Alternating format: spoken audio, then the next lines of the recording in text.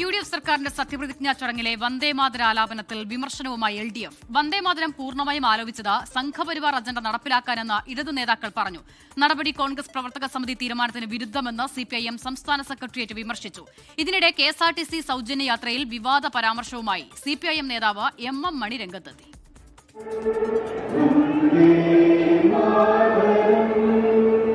പതിവിൽ നിന്ന് വ്യത്യസ്തമായി ഇത്തവണ സത്യപ്രതിജ്ഞാ ചടങ്ങിൽ വന്ദേമാതരം മുഴുവനായി ആലപിച്ചിരുന്നു.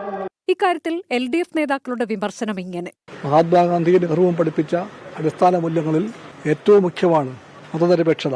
അതിന്റെ ആശയങ്ങളെ ചോദ്യം ചെയ്യുന്ന ഭാഗങ്ങളാണ് ഒഴിവാക്കപ്പെടേണ്ടത്. ആ ഒഴിവാക്കൽ ആണ് ഇവിടെ മറന്നുപോയിരിക്കുന്നത്. വന്ദേമാതരത്തിന്റെ എല്ലാ ഈരടികളും പാടിയത് ഒരു രാഷ്ട്രീയ പ്രശ്നമായിട്ടാണ് കാണേണ്ടത്, ഒരു മതപ്രശ്നമല്ല. നമ്മുടെ രാജ്യത്തിന്റെ ഭരണഘടന മുന്നോട്ട് വെക്കുന്ന സെക്യുലറിസത്തിന്റെ ആശയത്തിന് വെല്ലുവിളിയേകുന്ന നിലയാണ് ഇത് എന്നുള്ളത്. ആശാ വർക്കേഴ്സിന് ഓണറേറിയം കൂട്ടിയതിനെ ഇടതു നേതാക്കൾ സ്വാഗതം ചെയ്തു. എന്നാൽ വാഗ്ദാനം പൂർണ്ണമായി പാലിക്കപ്പെട്ടിട്ടില്ല എന്നാണ് പ്രതികരണം. തുടക്കം എന്നുള്ള നിലയിലാണ് 3000 രൂപയെ സമീപിക്കുന്നതെങ്കിൽ അത് സ്വാഗതാർഹമായ നടപടിയാണ്.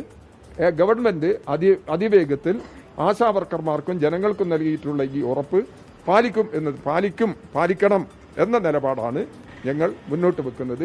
പിന്നെ 21,000 ആക്കണം എന്ന് പറയുമ്പോൾ പ്രത്യേകിച്ച് നമുക്ക് കേന്ദ്ര ഗവൺമെന്റിൽ നിന്നുള്ള വലിയ പ്രതിസന്ധിയൊക്കെ വന്നപ്പോൾ അത് കൊടുക്കാൻ കഴിഞ്ഞില്ല എന്ന് വെച്ച് ആർഷിയോട് ഞങ്ങൾ എന്തെങ്കിലും ദുർമുഖം കാണിച്ചോ?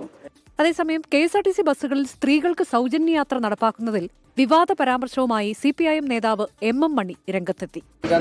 പിന്നെ അതൊക്കെ ഇപ്പോൾ കാണാം. എന്നിട്ട് പിന്നെ തലേന്റെ വീട്ടിൽ നിന്ന് കൊണ്ട് KSRTC നടത്താം. സതീശനുണ്ടാക്കുന്ന കാണാമല്ലോ. പുതിയ സർക്കാരിന്റെ പ്രഖ്യാപനങ്ങളെ വിമർശിക്കില്ലെന്നും ജനവിരുദ്ധ നിലപാടുകൾ ഉണ്ടായാൽ വിമർശനങ്ങൾ ഉണ്ടാകുമെന്നും LDF നേതാക്കൾ പറയുന്നു. News desk 24.